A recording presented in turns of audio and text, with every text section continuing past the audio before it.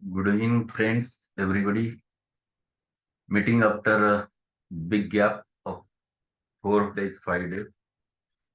We are discussing regarding the ideal cure, the second chapter from the JTK. And the highest ideal of cure, he explains in his own way that what Hahnemann wants to explain in this specific chapter, with specific aphorism. And while discussing the aphorism, he explains there are three important essential points one has to highlight. The first point which he explains over there, that it should be whenever we think of the highest ideal of cure, the first point is restoration of the health. That is the one important thing, and which he has elaborated in detail. The second point which he has explained, it should be promptly, it should be mildly, and it should be permanently. That is the second point which he has discussed in detail over there. So how the cure should be? Cure should be very as early as possible. It should not harm the patient. It should be gentle enough. And third important thing, that it should be permanent. There should not be just a palliation.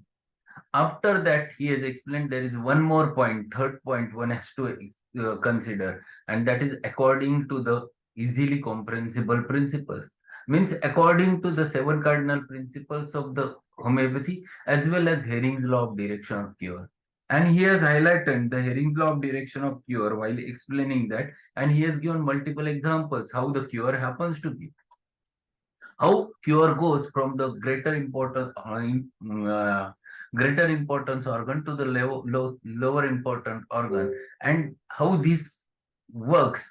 That examples he has mentioned over there, or in the reverse order of appearance of symptoms, how it happens, that also he has tried to explain. We are on the concluding part of this second chapter, and we'll finish that much in today's session. So what he explains at the over there, we have finished up to the, this comes out in practice nearly every day. This paragraph we have finished. Let us go ahead. It requires little explanation to the patient, and if he is intelligent enough to understand it, he will wait for remedy to act.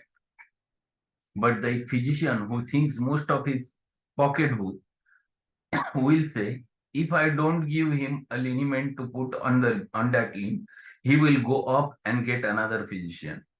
Now let me tell you, right here is the beginning of evil. You had better trust to the intelligence of humanity and trust that he will stay and be cured. If you have learned to prescribe for the patient, even though he suffer, if you have learned that what is right and do not do it, it is a violation of the conscience. Violation म्हणजे उल्लंघन करणे. So what he has explained over there?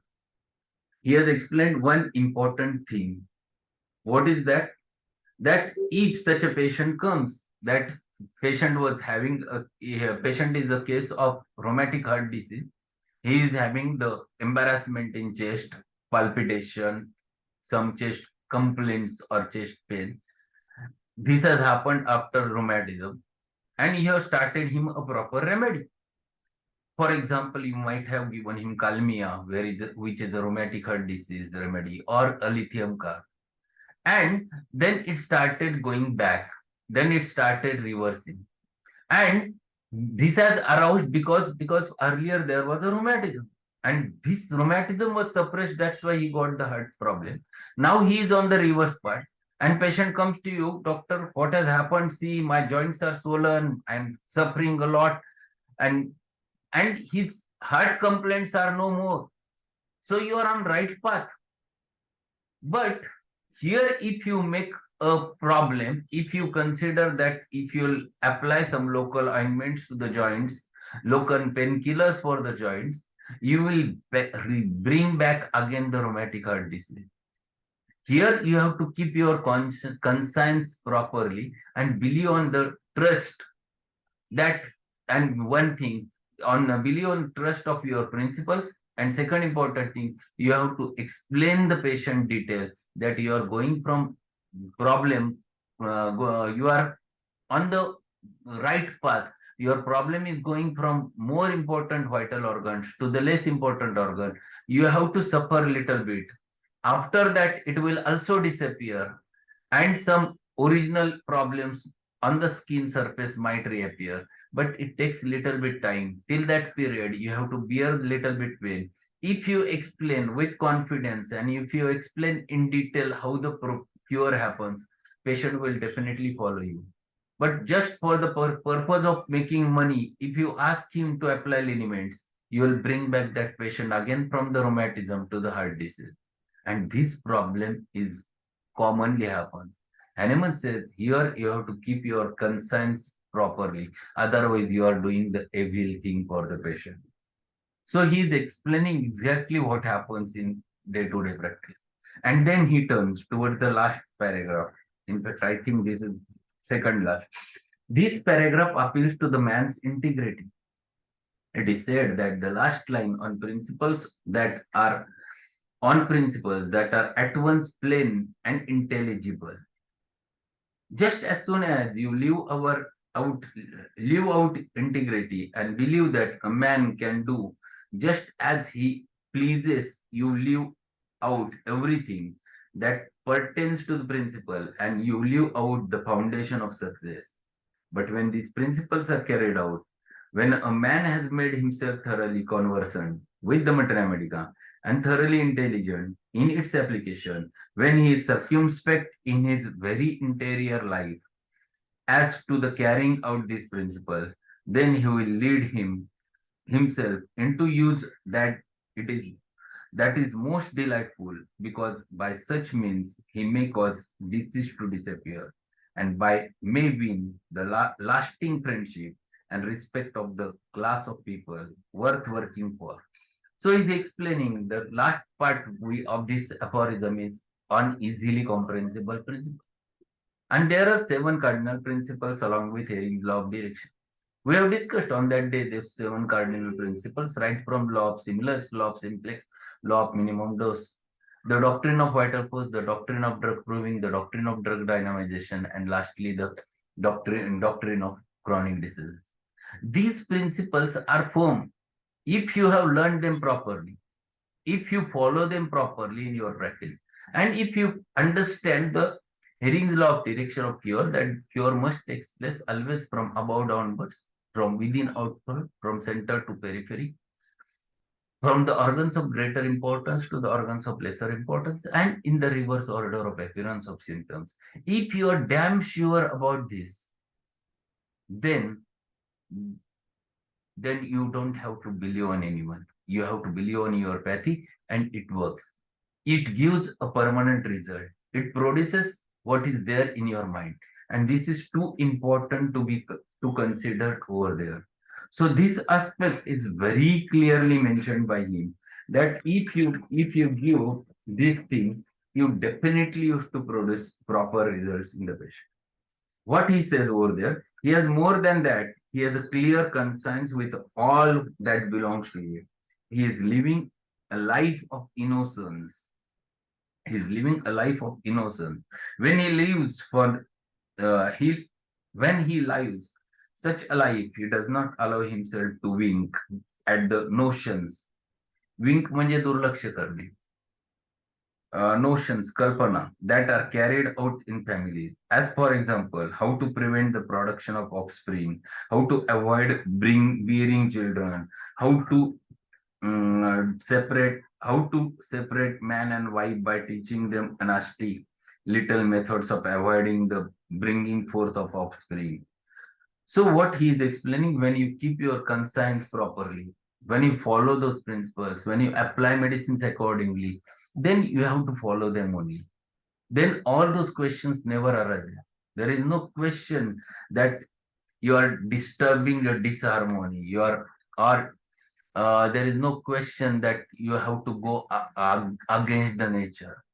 The meddling म्हणजे लोडबोड करणे. The meddling with these vices म्हणजे दुर्गुण, white सवय, and advocating of them will prevent the father and mother from being cured of their chronic diseases. Unless people lead an orderly life, they will be they will not be cured of their chronic diseases. It is your duty as a physician to inculcate such principles among them that they may live an orderly life. The physician who does not know that order is ought not to be trusted. So what he is explaining is explaining that whatever the principles are there, first you understand them properly. If you understand them properly, then you go and explain it to your patients while treating them. So if you are treating the chronic disease, and if it is following very specifically the laws of homeopathy, if it is following very specifically the Hering's law of direction of cure, and the disease is going from organs of greater importance to the organs of lesser importance, that is from, for example, brain to the joints. So then you explain them, this is the right way.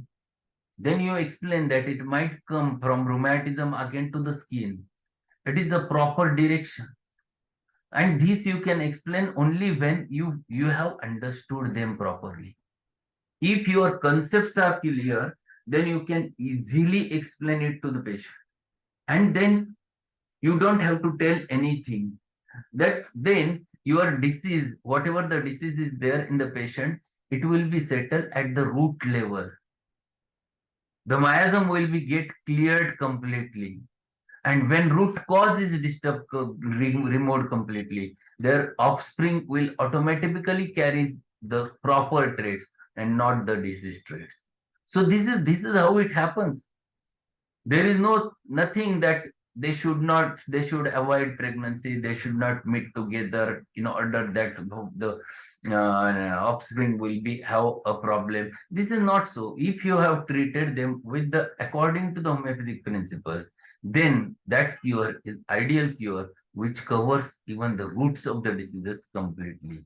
And if it covers the roots of the diseases properly, then it is quite easy for them. So just follow all those principles, first understand them and explain, apply them in a practice. And if needed, explain them to the patient so that patient also starts believing on you. And then he concludes that chapter with the last paragraph. It is the duty of the physician then first to find out what is in the man that is disorder and then restore him to the health. So he's explaining first you understand what is the disorder and how it is coming to the health. This is what he is explaining. And this return to the health, which is perfect cure, is to be accomplished by means of that our mind that are orderly, that flow gently like the life force itself, turning the internal man into the order with fixed principles as his guide and by the homeopathic remedy. So when you understand those principles, apply those principles, the cure which achieves or cure you get, that is definitely a mind, that is definitely a gentle, that is definitely order. So whatever the disorder happens inside in the internal man, that disorder again goes to the restoration and that disorder comes to the order into the state of health and patient will be cured without causing any harm to him. And this thorough explanation about the highest ideal of cure, that is the second aphorism, he explained over there in this chapter. So three important points on which he has highlighted. The first point is restoration of state of health. Second is promptly, mildly, and permanently. And third point, according to the easily comprehensible principles, including Hering's law of direction. If it follows all of them, then that cure is called to be a highest ideal of cure. So here completes the second chapter from the Kant's philosophy. Tomorrow we'll continue with the chapter number 3, that is related with the third and most important aphorism, that is the which is called as miniature of organ of medicine. So many things Hahnemann have included in their aphorism. So we have to start with that chapter number 3, where he starts explaining about the aphorism number 3. So that's all for today. We'll meet again at 9:30 with a new remedy, the calendula, with many experiences with how the way I have utilized that remedy. So that's all for today. If queries are there, we'll keep them for tomorrow's lecture because I have some emergencies. So we'll meet tomorrow and then we'll discuss about the queries. So that's all for today. Thank you very much and be there at 9:30 with to learn the material medical. Thanks a lot.